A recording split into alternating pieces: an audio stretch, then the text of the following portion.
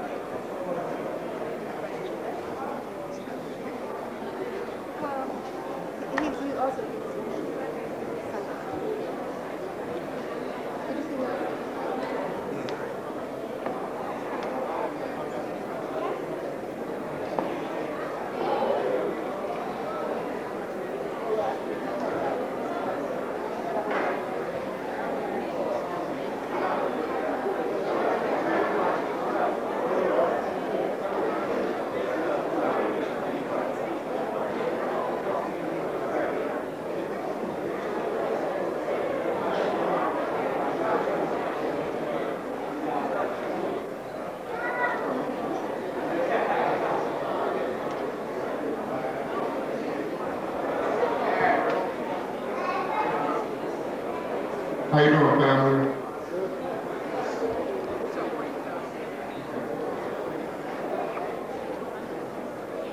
If you have a seat next to you that's vacant, would you please raise your hand? Okay, students in the back, can you see the raised hands? You can walk towards the raised hands and have a seat.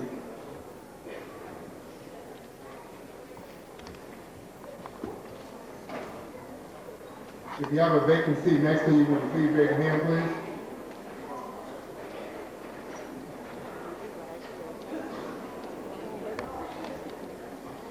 Give us a few more minutes, family. We just about there.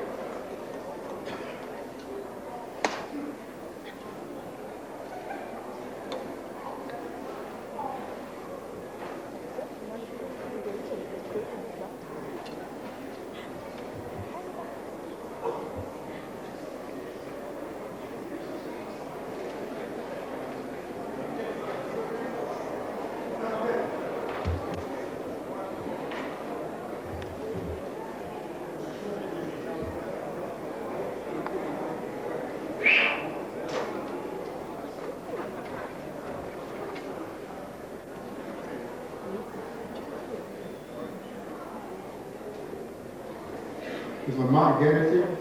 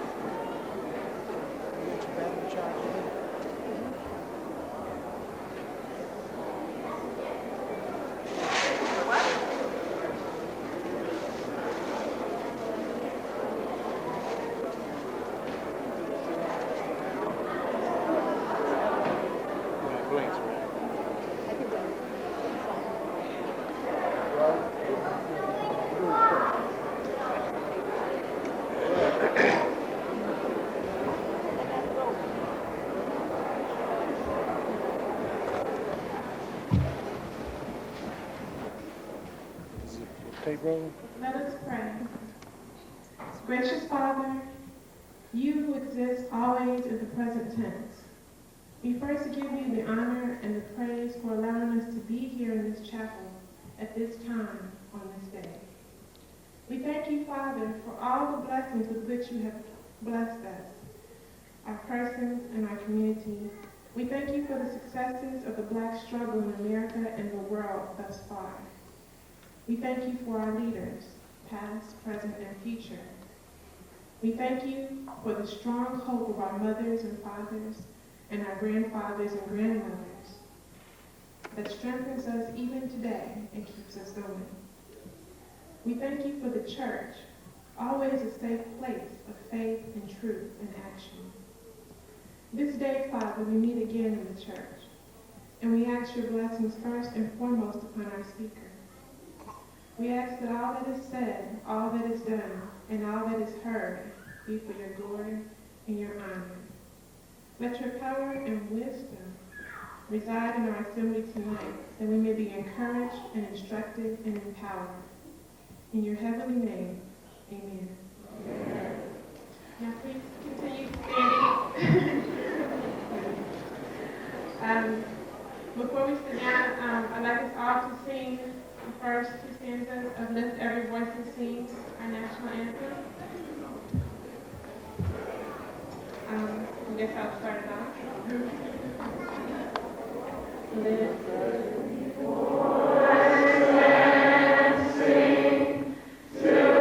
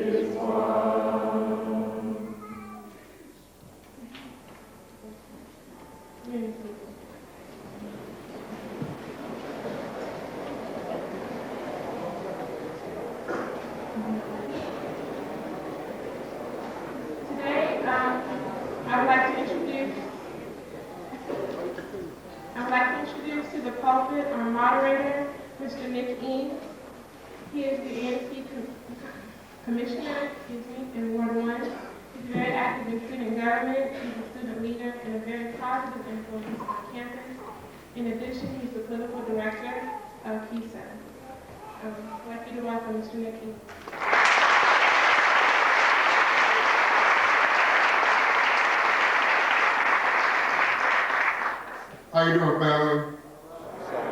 Everybody's all right?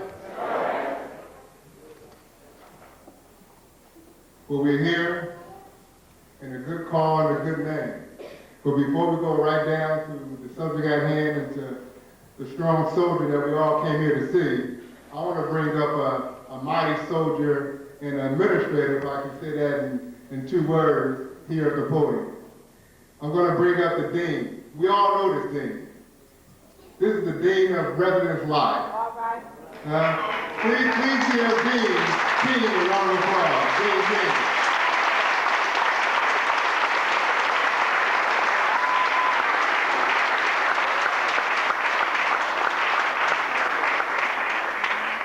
I'm really honored to have been asked by President Hutto to come and give very, very brief remarks. I was a student at Howard in the early to mid-60s, and I was a very busy speaker that came to campus. And just to eliminate that suspense, not the speaker tonight. He was over here. And I was too busy to go. And I heard this particular speaker's name, and I thought he was a little crazy. So I figured, you know, I'm too busy, and I get a chance another time to see him. Well, I'm really pleased that those of you tonight were not too busy with other things that I'm sure are important to you to do tonight, to come to see another great man. The man that I missed seeing on campus that night was Malcolm X. And I never got a chance to meet him. So I congratulate you for your wisdom. I brought to Brother Kwame tonight. I've already given it to him. I'm a pack rat of sorts, and don't throw anything away. And I brought a 20-year-old poster for African Liberation Day.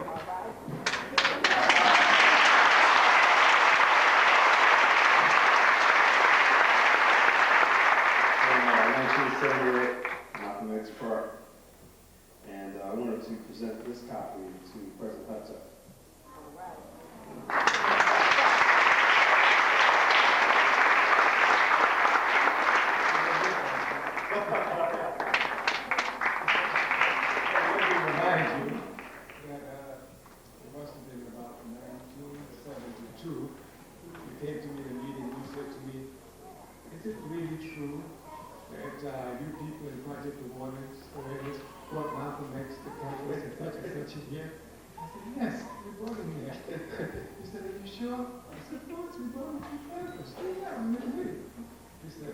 I'll never make that mistake again.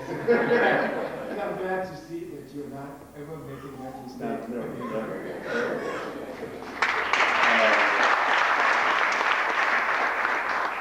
Several of our compatriots from back in the day are here tonight, and it's been quite a reunion. I just want to say to all of current students and others that are here tonight, that no matter what role you decide to take, always remember that the struggle of our people is paramount and most important. Thank you. Dean Keene.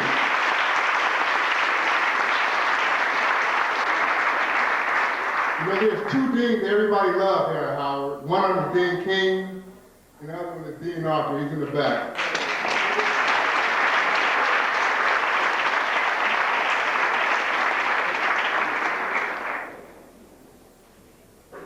And of course, the dean of this holy place, the dean of this house, the dean that we all gather here, the wonderful Dean Richardson.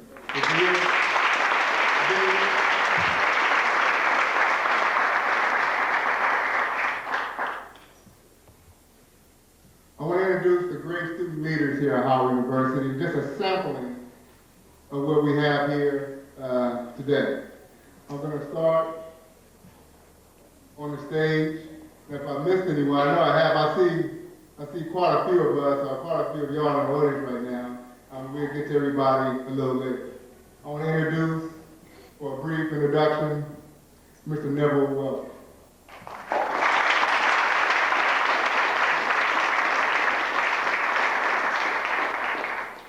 Thank you very much, brother. Good evening. Good evening. We first give thanks to the unmoved mover for facilitating and spearheading Brother Kwame's journey back to the Mecca. Brother Kwame, a very special welcome is extended to you on behalf of the International Student Association.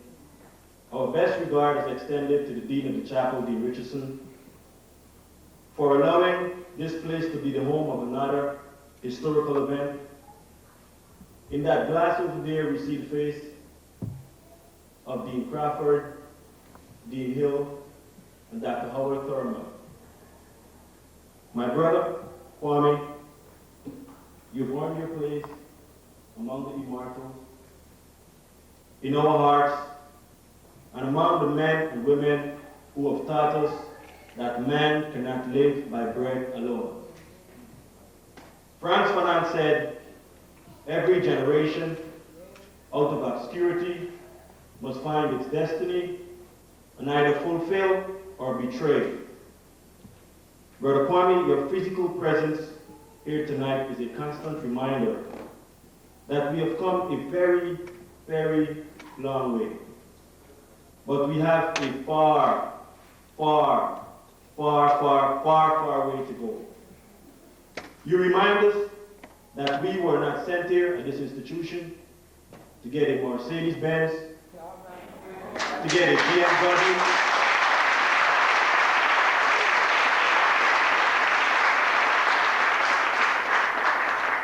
to get a fancy house, to get Versace.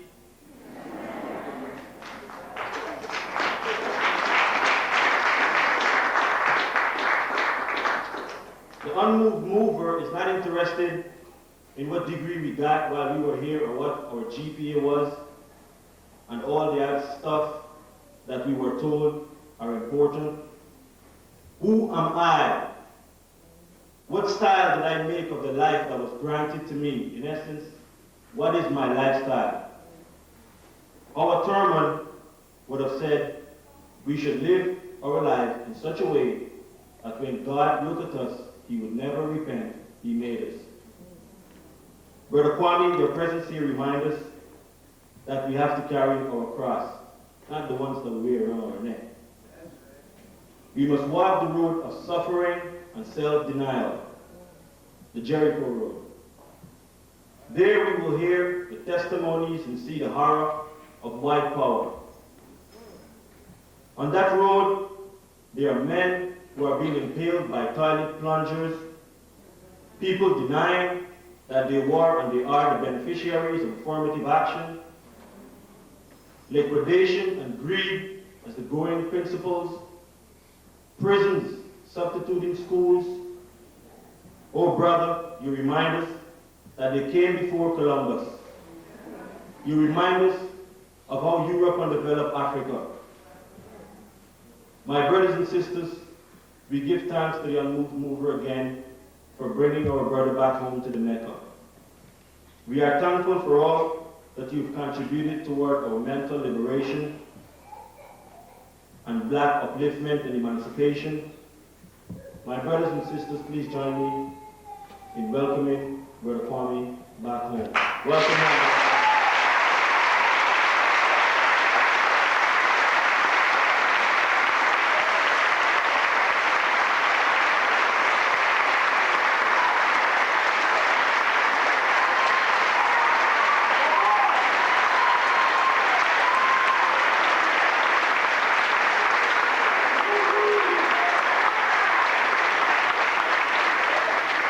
Thanks a lot. It's going to be a very spirited meeting tonight. I want to introduce one organization. Everybody knows this organization, and everybody loves this organization. Everybody has benefited in some way, somehow, from this organization here on the Howard University campus. I want to introduce two representatives. I know there's many. I see a lot in the audience. I want to introduce some representatives from the campus pals, ladies and gentlemen. Can you give a round of applause to Mr. Rob Hall and Leah Johnson? Please welcome to the stage.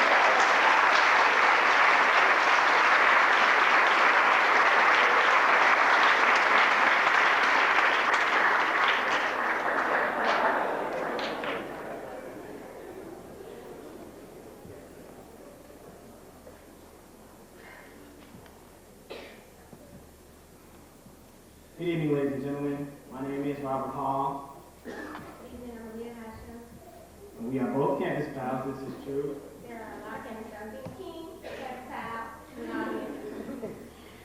What I like to say is that Campus Pals is an organization that is a microcosm of Howard University in general. Every school on the campus is represented. All walks of life, from East Coast to West Coast, is represented by Campus Pals. As Howard University is a microcosm of people of African descent worldwide. And very simply, I would like to say on behalf of Campus Pals, Howard University students, that we appreciate the path that has been paved by brothers like Kwame Ture for us.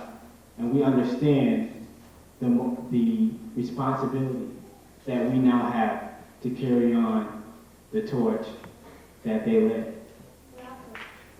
We'd also welcome the leadership of all the freshmen. Campus Pals, as you know, we're an organization that starts with helping the freshmen. So all the freshmen who are here tonight, we welcome you all as leadership and applaud you for being here tonight because a lot of people are not.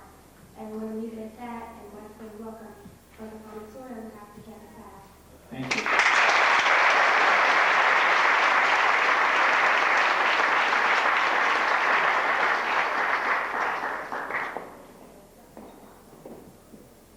Representing the undergraduate student assembly, all the undergraduate students here at Howard University, the lovely Zandra Jones. Thank you very much.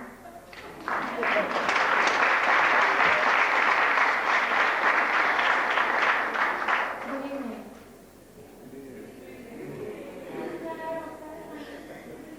On behalf of the undergraduate student assembly, I'm indeed honored to stand before you this evening on such a special occasion. I have the distinct pleasure of bringing greetings and welcomes, and in doing so, I'm not only welcoming home a brother who has gone before us, but I am welcoming all of you here to very special groups, to very special parties. First, in welcoming Mr. Kwame Ture, I didn't really know what to say, y'all. I was like, I mean, what do you say to welcome a man who is actually a part of history himself? I could say that he's been a part of the Student Nonviolent Coordinating Committee and the Black Panthers and the Pan-African Movement. I could say that whether it's Stokely Carmichael or Kwame Ture, and even in sickness, he has always made his presence known and his voice heard as it pertains to unity and freedom and fighting injustice for all people. But I feel more compelled to say thank you. As a senior marketing major from Birmingham, Alabama, I am here not by my work alone, but by the work of those who have come before me. By those such as Kwame Ture and Rap Brown and Angela Davis and Malcolm X and Martin Luther King, all those who came and fought for me, I'm here. And so I have to say thank you.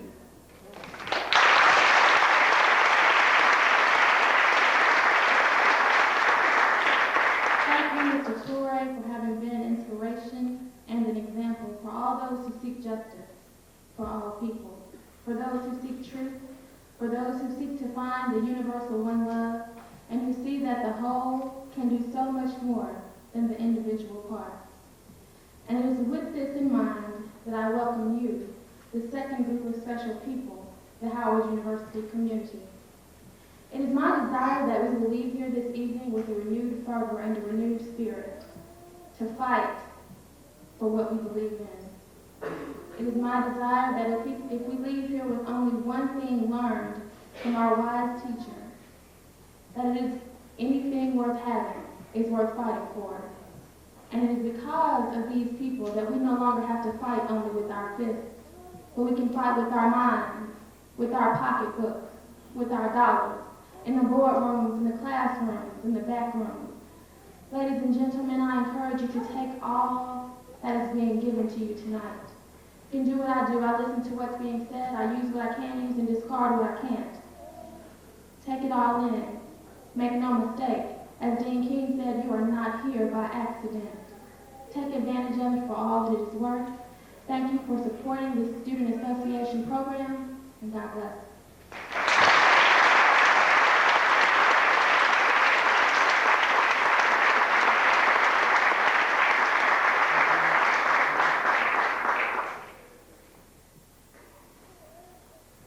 I want to bring on the Vice President of the Howard University Student Association, the Vice President that you always see, the Vice President that you know, my friend and your friend, please receive her, the Vice President of the Howard University Student Association.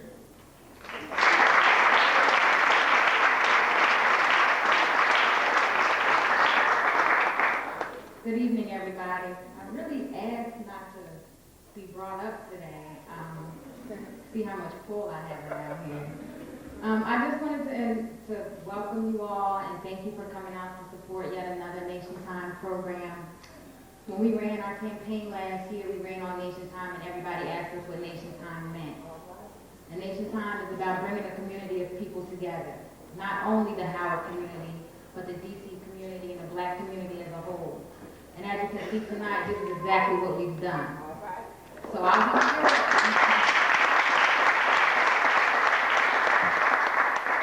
So I'll be short in my remarks, and I just want to thank Brother Kwame for coming and joining us tonight. It is indeed a pleasure and an honor and a privilege for all of us to be here tonight. And I hope you enjoy it. And I'm sure by the end of tonight, you'll all be screaming that it is Nation Time for all time. Thank you.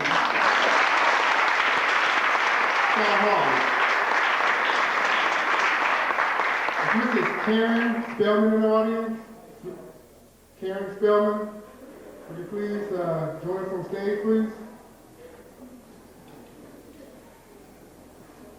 This brother, everybody see him on the yard with the afro. Did I give it away? Here's the president, ladies and gentlemen, of the Howard University Student Association, Mr. Jonathan Wesley Hutchell.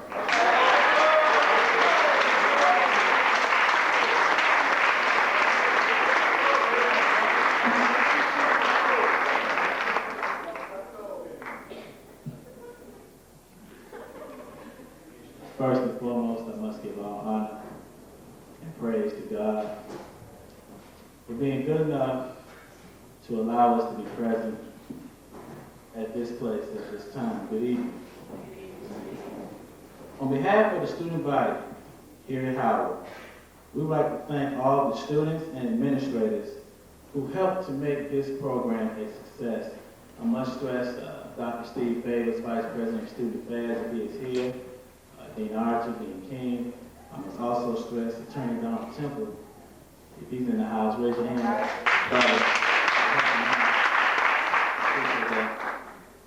Also, the All African People's Revolutionary Party.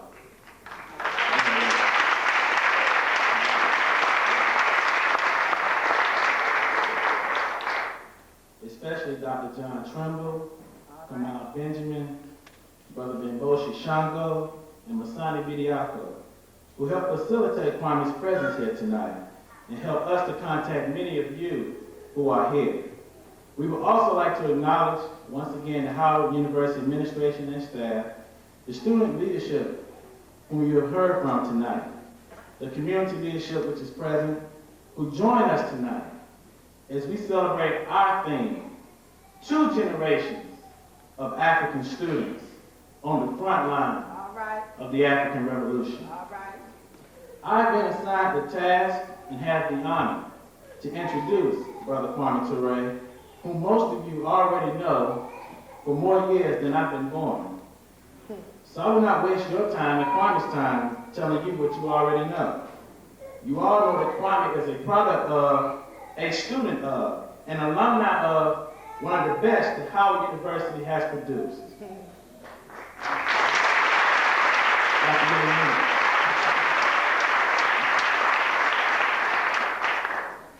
We do not suggest here that the development of this great man is limited to or solely subscribed to Howard. Kwame is an institution at Howard University and on college and university campuses throughout the United States, Africa, and the world. He is an example and inspiration to at least 2 generations of African students worldwide who are continuously on the front lines and serve as the vanguard of the African struggle and worldwide revolution. His contributions are many, including his work as an organizer of the Nonviolent Action Group, the Student Nonviolent Coordinating Committee, the Mississippi Freedom Democratic Party, that's right, after that. One of the chairman here was the chairman of our Advisory Neighborhood Commission. I'm looking for him. Brother Lawrence Giat, please stand. Brother Lawrence Giat.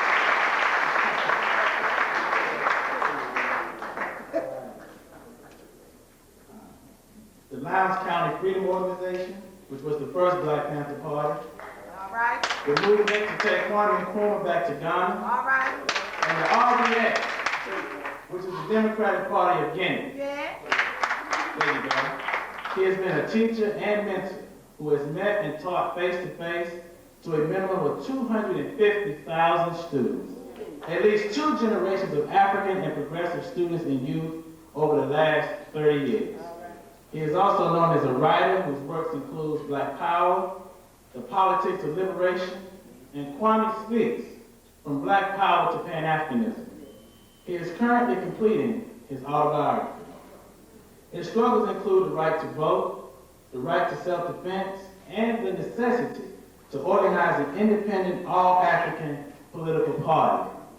We, the leadership of the Howard student body, are honored to take our place among a host of student leadership and administrations over the past 30 years to welcome Kwame home. We know that to some people home is heaven, and that to others Africa, Guinea is his home. But Howard University is and will always be Kwame's home, away from home.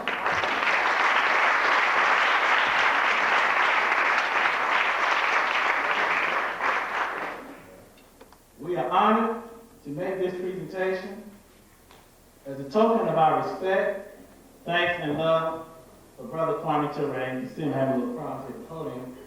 So I want to make this presentation. I want to give Brother Kwame a big Howard shirt.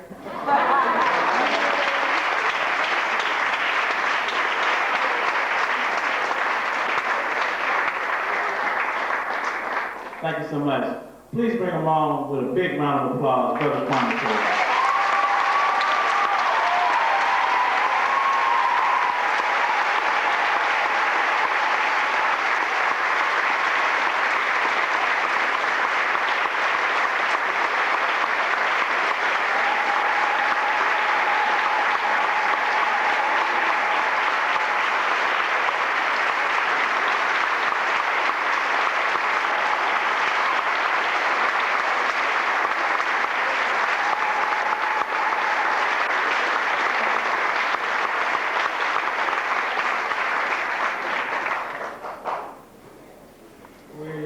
Thank you from the bottom of our hearts.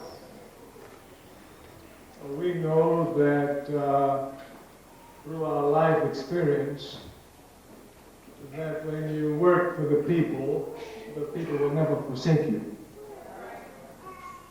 So we are never worried about our conditions. We know that no matter what conditions we find ourselves in, our people will take care of us.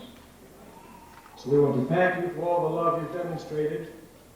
We're honored to be here tonight. We want to thank all the student organizations, all of the deans, all of the different peoples involved in putting this together. Of course, the student Howard, I know what it takes, and I know the hard and serious work that's involved in it, so we want to thank you as one who knows the work that you have done. We want to thank so many, many brothers and sisters who we've seen in the audience that we haven't seen in years. And we're glad to see a very good cross-section of generations here tonight. We are very honored to be at Rankins Chapel, and Dean Richardson is only continuing a tradition that has to be continued. At my time, it was Dean Crawford. And one of the things about Rankins Chapel is that it was always open for meetings of this kind when other areas of the university was closed. So this tradition, of course, is a tradition which continues. It has to do with the very tradition of our people. Our people who have never seen religion as the opium of the masses. That, of course, coming directly out of the European culture. It being a fact that Europe has never produced any universal religion, all of them has entered from the outside. And as Meeca-Howard, the founder of the Ba'ath Party, properly points out, religion is alien to the character and history of Europe, end of quote.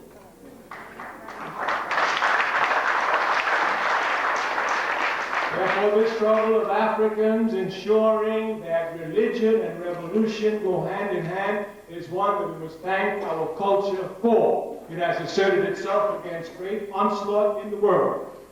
And we hold high that if one is truly religious, one must be revolutionary.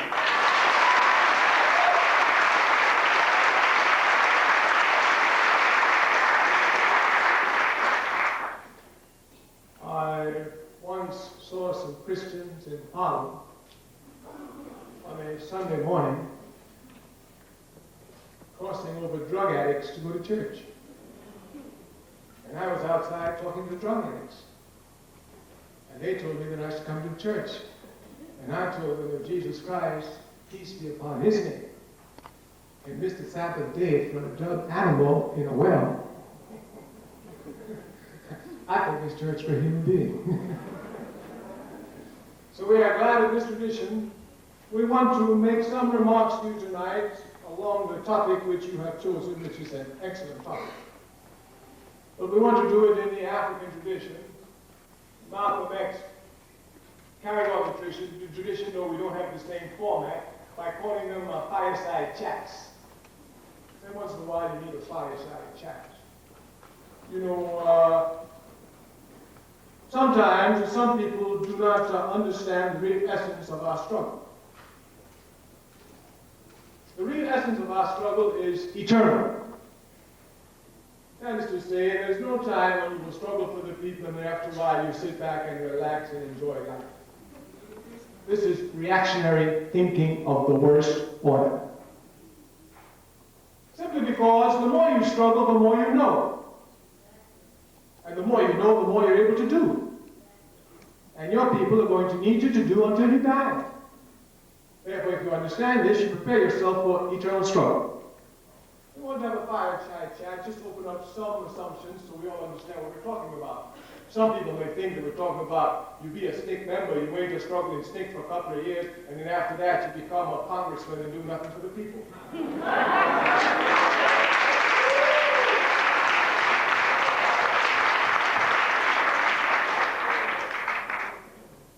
Kwame Ture, a great son of Africa, says that it is most irresponsible to undertake a task voluntarily, which we say is indispensable to the people's happiness, and before completing the task, to stop. This will compromise, he continues, the behavior of generations to come. This is the first contradiction we want to point out to you between you and your older generation of Africans who are on the front line. They thought that they were just to be on the front lines for a little while and then integrate into American society and enjoy life for the rest, and enjoy the time for the rest of their life. This is a disservice and a betrayal of principles to people.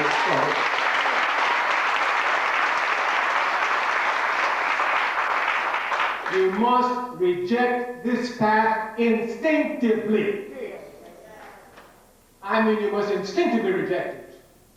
The mistake to a path is the path of truth.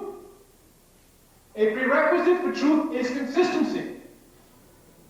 We're not saying that everyone who's consistent is correct. No, you can be consistently incorrect. And we've seen that many times from many officials in the American government. All the time.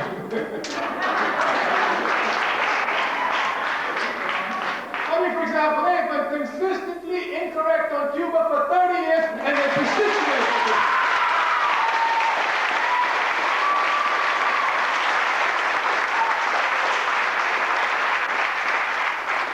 So you can be consistent, but consistently incorrect. But before we pay attention to you, you must be consistent. Once you're inconsistent, there's no need to pay attention to you. If today you're in this camp, the next day you're in this camp, the next day in another camp, next time another camp, if your behavior is inconsistent, we know it cannot be correct. So just in order for us to look at you, if you are representing truth to us, you must be consistent, whether correctly or incorrectly. Therefore, those who have taken this path have been inconsistent. Therefore, they've taken the path of lies. Lies can never free our people. Only the truth will free our people. Only the truth. Therefore, this is one contradiction to look at. We do not come to praise. Your job as a younger generation coming is to assess properly what went on before you, to see what contributions you can make to advance the struggle, and what errors you must correct from the ones they made. This task must be properly understood, especially the task of correcting errors. The Chinese say, once you make a mistake, and you know it's a mistake. If you don't correct the mistake, you've made your second mistake. We are revolutionaries here, and mistakes are fatal. Therefore, we must correct them. We urge each of you to come and to look carefully at the errors they made. You must come to correct them. You must come to correct the errors, and you must come to improve upon the strategy to go forward. Now, we've already said from the very beginning that the struggle is eternal. Once you decide to struggle for your people, you better pick it up. Look at those Panthers who came out, said they wanted to fight for the people, and now they're doing all sorts of nonsense, everything other than fighting for the people. They've compromised generations of strugglers. These generations come to say, well, if they started the struggle, then maybe we should stop too. And then you know what they say? Drugs destroyed the Panthers. Drugs? The police destroyed the Panthers.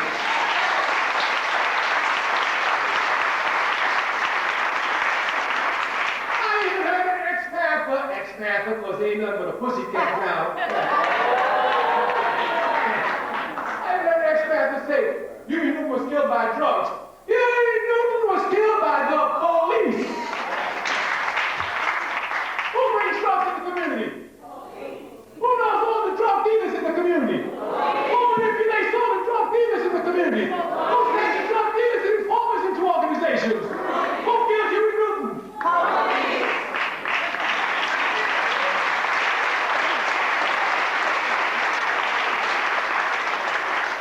You must be careful in your analysis.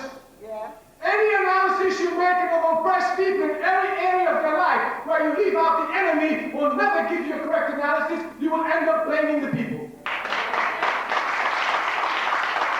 Every analysis you make, you must make of this enemy. This is what your generation before you did not do. Matter of fact, they were trying to make believe they had no enemies.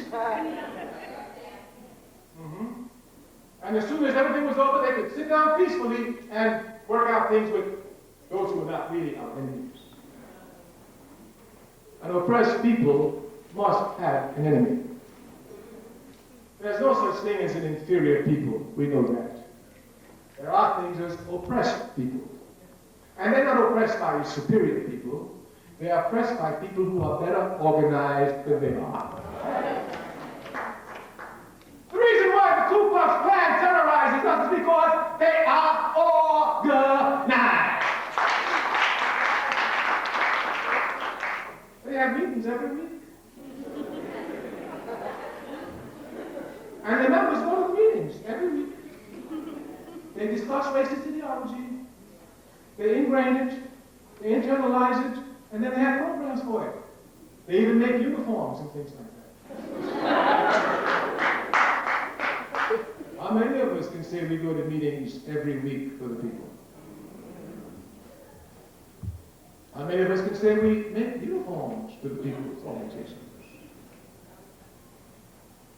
Africa is the richest continent on the face of the earth. Wherever you find the people on the continent or off the continent, they are the poorest people on the face of the earth. Some get confused as there's others in the generation who went before you. You must not. That great son of Africa, Kwame Ture, said it correctly. Seek ye first the political kingdom. We must be politically organized, not economically organized. We have no economic problem. We are just politically not organized. This is our only problem. Now, those who confuse you tell you you must build up economic strength. How could you build up economic strength and you think you don't let an enemy let you have economic strength when you don't even have military strength to defend the economically that you say you grow? You can only grow economically when you are secure, politically and militarily. They don't want revolution, they want a piece of the American pie. We don't want a piece of the American pie. We cannot want it. The American pie is based on genocide and slavery. We want to destroy it.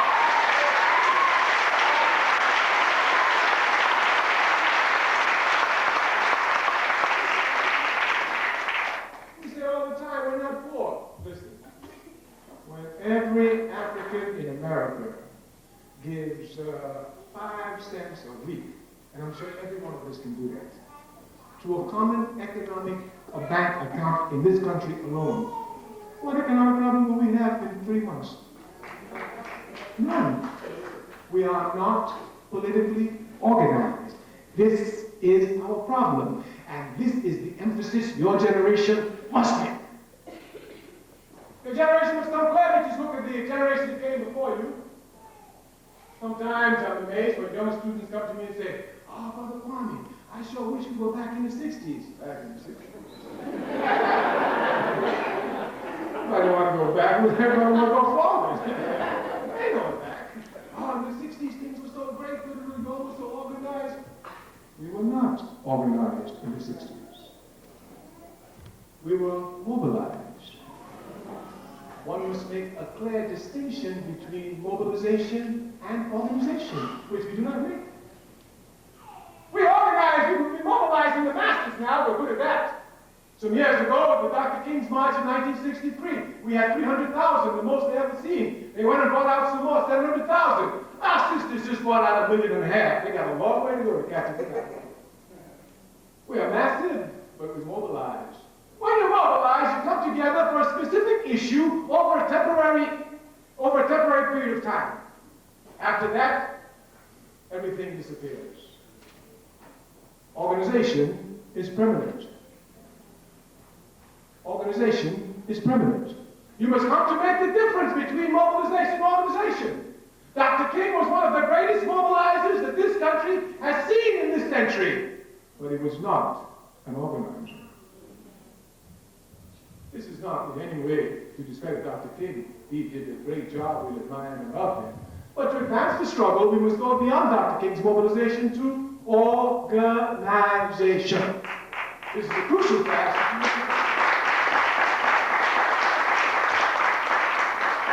We are thinking about revolution, and we need to mention some things about it, so some people get confused about it. Revolution means nothing other than the constant qualification of life. That's all. It means making life better. But now let me tell you something about revolution. Some people think that revolution can be made by a few people. No. Revolution can only be made by all the people. Therefore, if you're serious about a revolution, you have to talk about organizing the masses. If you want reform, you talk about mobilizing the masses. Mobilization seeks influence. Organization seeks power. There's a big difference. We are revolutionaries here, and we're grateful for the education we received when we were young. Never have we been stupid enough to fight for something where there was no power involved in it. Anytime we got involved, there had to be power. If there was no power, I ain't fighting. You run away, I'm running away. Yes, I'll give you an example. One night coming home as a young man in New York City there, you know, as backward as this country is, one of the playmates there saw me, I was coming, and was under a bridge. He was drunk, a little bit drunk. I played soccer. I was captain of my soccer team. I'm an athlete. I'm in high school. So here comes, he wants to fight me. Nobody's there. I look around. I just run. I wasted it. Run slow, then he's going to catch me and speed up until I just fell out. I kept on running. My practice for the evening. What am I going to fight him for? He ain't got nothing. He had a drunk in front of me, might hit me in my eye. My bad luck is figuring me. What do I get? Nothing. I ran away from the fight. Well, he misunderstood it. 3 days later, we're in the schoolyard. Everybody's there. So, you know, now he wants to, you know. So now I have to fight him because, you know, if I don't whoop him.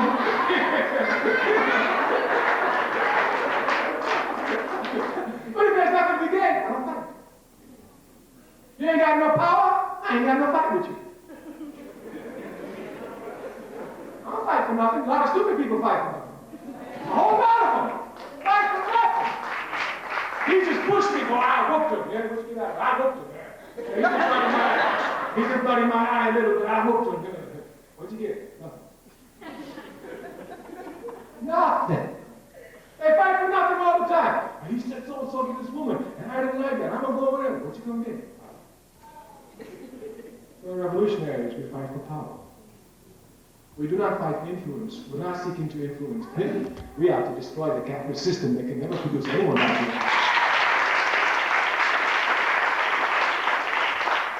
You must make clear distinctions between reform and revolution.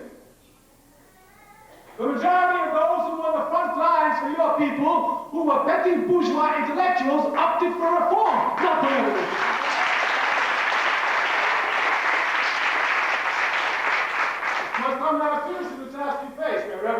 here. We did not come up through the ranks of revolution through the workers. We came up of the ranks of revolutions through the intelligentsia. We know them. And revolutions are made by three sectors of the society: the workers, the peasants, and the revolutionary intelligentsia, which comes from the intelligentsia, the intellectuals that we have. But we tell you, just as Africa has the most rotten, corrupted, and disgusted bourgeoisie, so too she has the most rotten and disgusted and corrupted intelligentsia. Our intellectual students are looking for nothing other than to make money and forget about their responsibility to serve their people.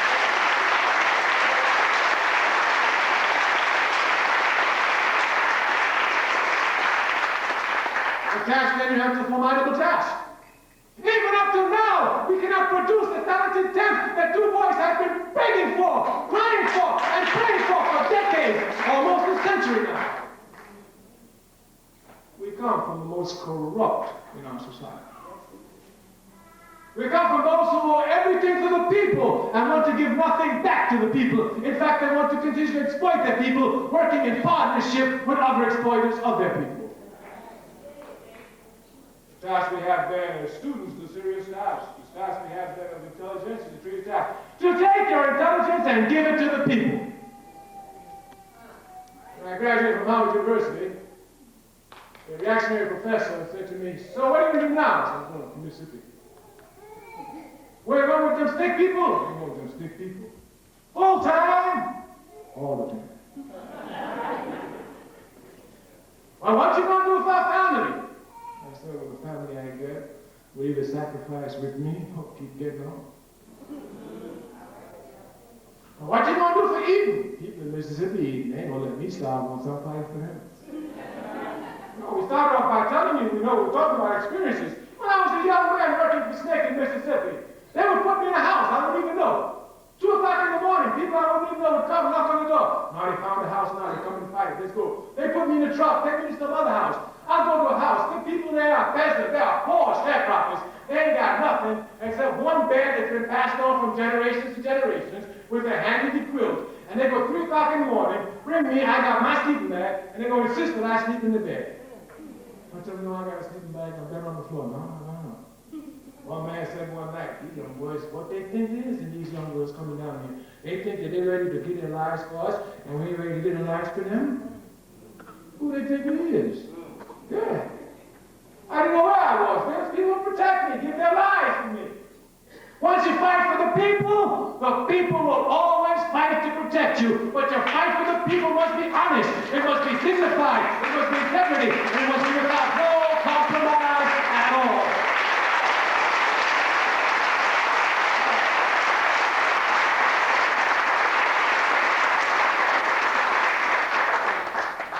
You must come to present to your college and your colleagues an example of what a conscious human being is.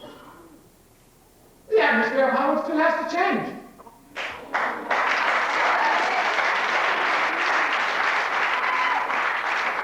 There is still too much frivolous activities on the board.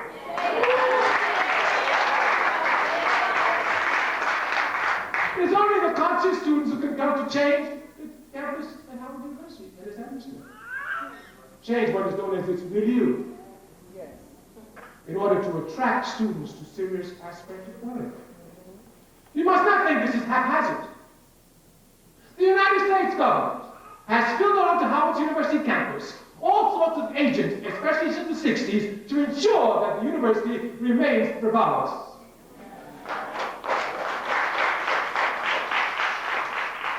But all this is in vain. We shall win. As a matter of fact, we are winning. But the only way you can properly see that you're winning is when you take a revolutionary perspective, and a revolutionary perspective look at the masses of the people, not the corrupt leaders that you find everywhere, especially overwhelmingly in Africa. Look at the people. Look at this issue with the Gulf here that this stupid man is talking about. I mean, nothing but community punishment for one man. Listen to the filth of their press. Do you know what the press said when interviewing an ex-president? When you had a chance to kill Saddam Hussein, why did you kill him? Did you imagine that? You say you want to kill Saddam Hussein, and you kill babies to get to Saddam Hussein. Who are you playing with? Not one Arab country supporting them, not one. It's not because those Arab puppets don't want to, they want to. But the pressure of the masses of the people is such that they cannot.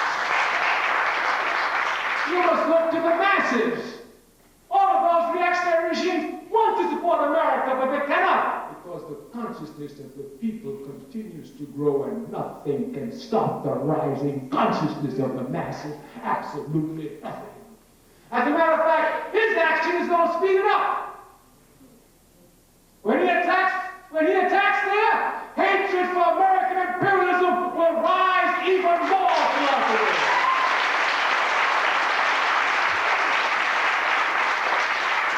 While nobody pays attention outside this world, hatred for American imperialism is growing everywhere.